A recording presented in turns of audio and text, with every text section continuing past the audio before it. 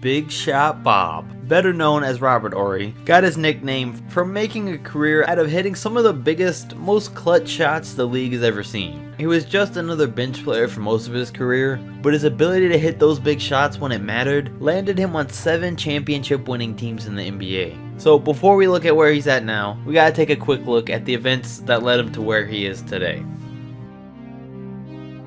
Robert Horry grew up in Andalusia, Alabama, and started playing basketball from a young age. And by the time he was a senior in high school, he grew to be 6'9", which helped him win the Naismith, Alabama High School Player of the Year award that year. And that was enough to get him recruited to the University of Alabama, where he got teamed up with Latrell Sprewell. Together, they helped Alabama win 3 SEC tournament titles and make it to the Sweet 16. After 4 years there, he was taken 11th overall in the 1992 NBA draft by the Houston Rockets. He was never an outstanding player in the regular season, but when it came to those big moments and hitting big shots, Robert Horry was one of the best the NBA has ever seen. He played for Houston until he was traded to the Pistons for Sean Elliott in 1994. But when Elliott failed his physical for Houston, the trade was reversed. And Horry said that reverse trade probably saved his career, because it was just a year later where he'd show his real clutch ability for the first time. But then in 1996, he was traded to the Suns, and then the Lakers in 1997. He'd go on to hit a clutch game-winning shot against the Kings in the 2002 Western Conference Finals, and one against the Pacers in the NBA Finals, leading to Magic Johnson calling Robert one of the 10 greatest clutch players of all time. In 2003, he went to the Spurs, where he continued to live up to his Big Shot Bob nickname, win his 7th ring, and be involved in the infamous moment of him hip-checking Steve Nash in the 2007 playoffs. But after the 2007 and 8 season, he was a free agent but went unsigned, making that season with the Spurs the last time he was ever seen on an NBA court. So where is he now? Well, after Robert Horry retired, he wanted to spend as much time as he could with his family and his kids. He said for 30 years of his life, from when he was a freshman in high school until the day he retired, he had someone telling him where to go, what to do, and where to eat. So for a change, it was great to just lay back and do whatever he wanted.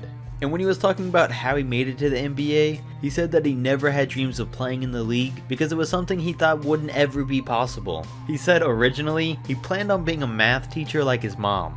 But as he started getting better, he started to realize that the NBA was actually a possibility. So when he finally got drafted, to him, it was like winning the lottery. And when asked about all of Horry's clutch shots, the legend Matt Bonner said the thing he remembered about Robert the most was that he was always the most calm, cool, and collected guy, even in pressure situations. Horry said he always felt basketball was just a game, and whenever he was shooting those big shots, he always thought to himself, if it goes in, it goes in, and if not, oh well. Because it was just a game to him, and he knew there was more to life than just making a shot. So he said he didn't feel any pressure. And as for a bench player for a lot of his career, he didn't really have much to lose when taking those shots either, so you can see how there wouldn't be any pressure on him, which probably played a huge part in why he was able to make so many of those clutch shots. And then in 2010, he was inducted into the Alabama Sports Hall of Fame, inducted by his old high school coach.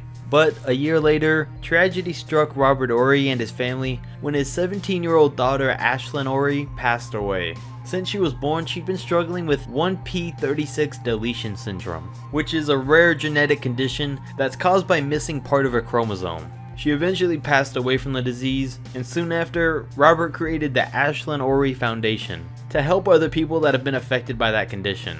And then in January of 2012, Bob, who played with Shaq, Hakeem Olajuwon, and Tim Duncan, said that Hakeem was the greatest center of all time because he wasn't 7 foot tall, he could shoot free throws, guard anyone, is the all-time shot blocker, and had the best overall skill set. He even went as far as saying Hakeem is the second greatest player of all time. And then when asked about his perspective of the tension between Kobe and Shaq from when he played in LA, Horry said that he thought Phil Jackson was the one that started the entire feud, because there was a lot of times after games where Phil would say to the rest of the team that Kobe was saying certain things about Shaq and vice versa. But it didn't make any sense to the rest of the team because just the day before they were jumping on each other and getting along great. So they thought that Phil made that stuff up because he liked when there was tension on his team. And Robert also said that the whole Kobe and Shaq thing was blown way out of proportion by the media in the end anyways. And as of 2014, Horry's been eligible to be inducted into the Basketball Hall of Fame. But to this day, he still hasn't gotten in, but the man definitely deserves a spot for all of his clutch shots and his 7 championship rings. And it's not like he just got lucky and ended up on 7 championship teams in his career. There's a good chance that those 7 teams wouldn't have had championships without Horry's game-saving shots.